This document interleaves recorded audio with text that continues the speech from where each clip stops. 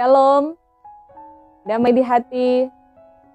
Bapak Ibu Saudara-saudara yang diberkati Tuhan, puji Tuhan, senang sekali ketika kita boleh berjumpa lagi melalui channel YouTube Multimedia Marturia Gemim Bukit Kasih Girian Permai untuk kita bersama-sama belajar lagi tentang kebenaran firman Tuhan yang akan kita renungkan pada Minggu Advent yang ketiga pada tanggal 11 sampai tanggal 17 Desember tahun 2022 dengan tema Persiapkan Hati, Sambutlah Tuhan Yesus.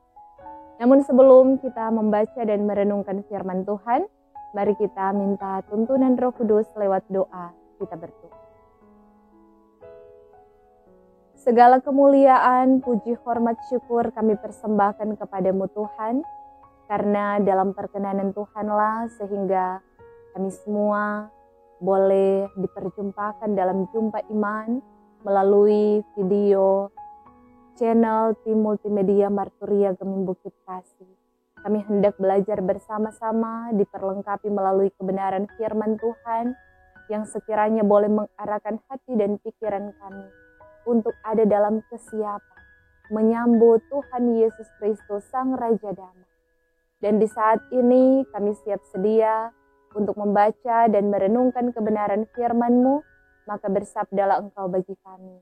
Kami siap untuk mendengar. Di dalam nama Tuhan Yesus firman yang hidup. Amin. Saudara-saudara yang diberkati Tuhan, marilah kita membaca kebenaran firman yang terambil dalam Injil Markus pasal 1 ayat 1 sampai ayatnya yang ke-8. Saya menuntun kita semua dalam bacaan firman Tuhan di saat ini dengan tema Yohanes Pembaptis. Demikian bunyi firman Tuhan. Inilah permulaan Injil tentang Yesus Kristus Anak Allah. Seperti ada tertulis dalam kitab Nabi Yesaya, lihatlah, aku menyuruh utusanku mendahului engkau, ia akan mempersiapkan jalan bagimu. Ada suara yang berseru-seru di padang gurun, persiapkanlah jalan untuk Tuhan, luruskanlah jalan baginya. Demikianlah Yohanes Pembaptis tampil di padang gurun dan menyerukan, bertobatlah dan berilah dirimu dibaptis dan Allah akan mengampuni dosamu. Lalu datanglah kepadanya orang-orang dari seluruh daerah Yudea dan semua penduduk Yerusalem. Dan sambil mengaku dosanya mereka dibaptis di sungai Yordan. Yohanes memakai jubah bulu unta dan ikat pinggang kulit dan makanannya belalang dan madu hutan. Inilah yang diberitakannya. Sesudah aku akan datang, ia yang lebih berkuasa daripadaku, membungkuk dan membuka tali kasutnya pun aku tidak layak. Aku membaptis kamu dengan air, tetapi ia akan membaptis kamu dengan Roh Kudus. Demikianlah bacaan firman Tuhan. Marilah kita merenungkan firman Tuhan ini dengan tema persiapkan hati, sambutlah Tuhan Yesus. Saudara-saudara yang dikasihi dan diberkati oleh Tuhan, di minggu berjalan ini kita sudah memasuki Minggu Advent yang ketiga. Minggu Advent dalam bahasa Latin Adventus yang artinya penantian. Maka kita dihantar untuk mempersiapkan segala sesuatu. Sebab di Minggu Advent ketiga ini nuansa-nuansa Natal Yesus Kristus semakin terasa dan menghantar kita untuk mempersiapkan segala sesuatu dengan baik. Baik itu dekorasi rumah dengan menggunakan pohon Natal, hiasan-hiasan dinding, memutar lagu-lagu Natal, kue Natal, pakaian, bahkan sampai pada persiapan makanan dan minuman yang akan disajikan pada hari Natal dan lain sebagainya. Persiapan itu adalah hal yang wajar-wajar saja. Tetapi ingat bahwa marilah kita mempersiapkan segala sesuatu dengan hikmat, berdasarkan berkat yang Tuhan anugerahkan bagi kita. Bukan berdasarkan pada keterpaksaan, kesombongan, persaingan, dan lain sebagainya. Persiapkanlah dengan hati yang sungguh. Sebab sebagai orang yang percaya kepada Tuhan, kita diarahkan untuk mengutamakan mempersiapkan hati kita dalam menyambut Tuhan Yesus.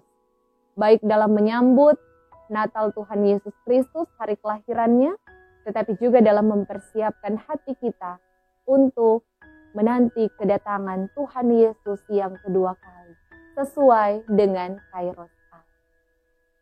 Saudara-saudara yang diberkati Tuhan, untuk mempersiapkan kedatangan Kristus, Yohanes Pembaptis berkhotbah tentang pertobatan dan pengampunan dosa. Ia mendorong orang-orang untuk menyadari dosa-dosa mereka dan meminta pengampunan kepada Allah.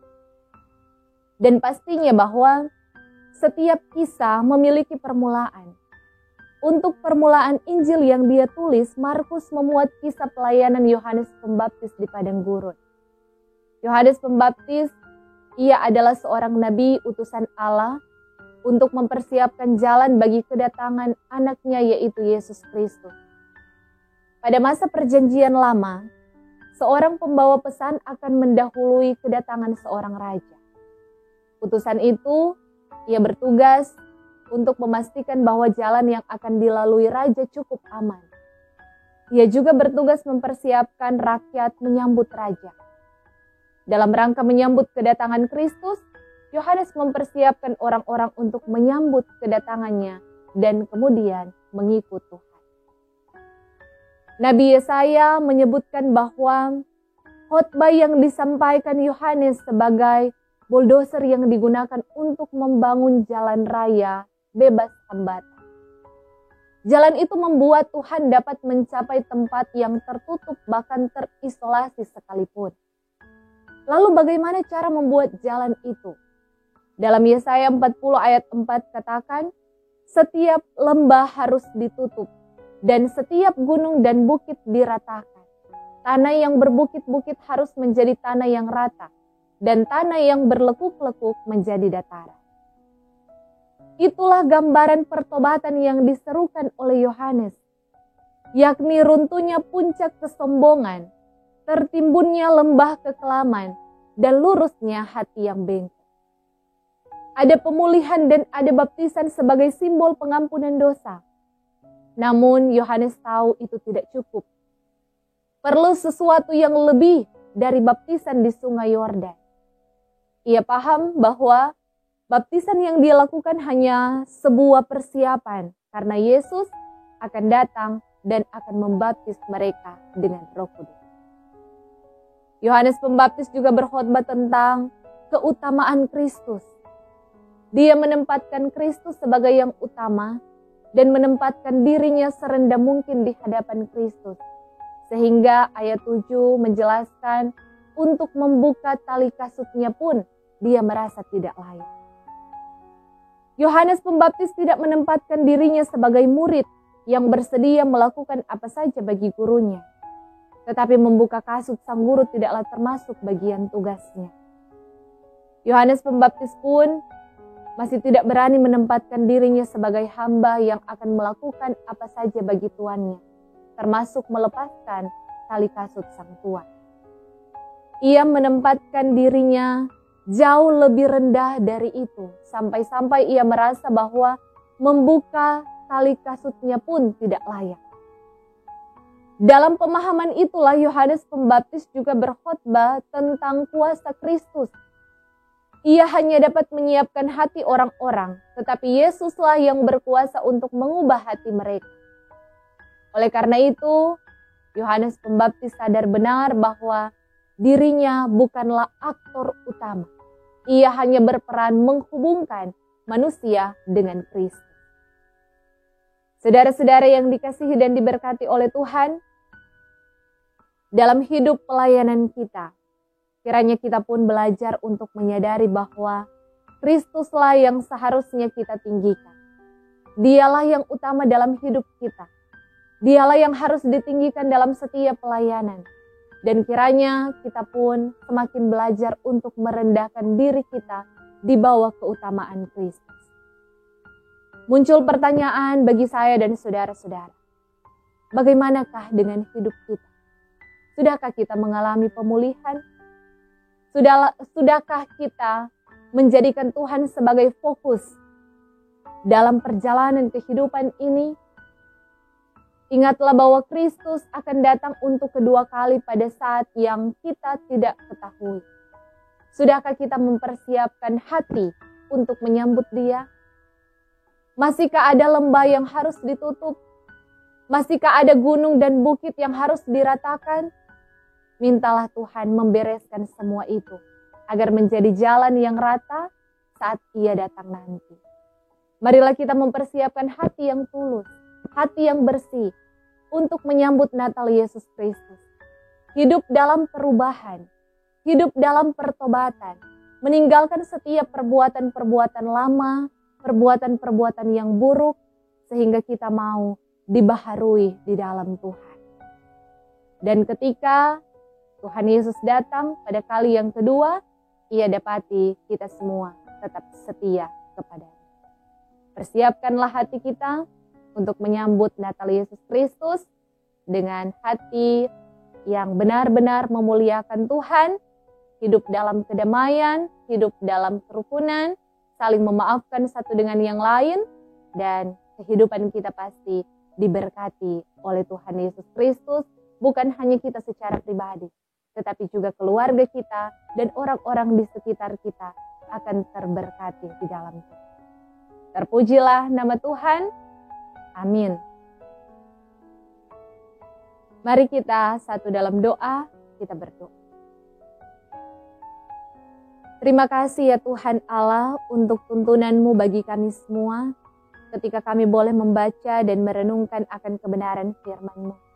Kiranya firman-Mu yang boleh kami dengarkan bersama akan mendapat tempat dalam hati dan pikiran kami, akan menggugah hati dan perasaan kami untuk hidup dalam pertobatan, untuk hidup dalam pembaharuan, semakin hari semakin memuliakan nama Tuhan.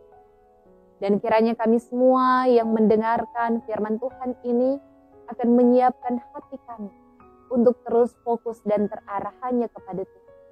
Hati yang tulus, hati yang bersih untuk memuliakan Tuhan lewat hidup rukun, hidup damai, hidup berteladankan dari Tuhan Yesus. Diberkati kami semua sebagai pendengar, diberkati tim multimedia Marturia Gemim Bukit Kasih Girian Permai yang boleh menjadi alat berkat dan alat kesaksian di tangan Tuhan. Terpujilah Engkau Tuhan Yesus yang baik. Inilah doa kami. Inilah syukur kami yang kami bawa dan kami persembahkan. Hanya di dalam nama Tuhan Yesus Kristus, Sang Putra Natal. Haleluya. Amin.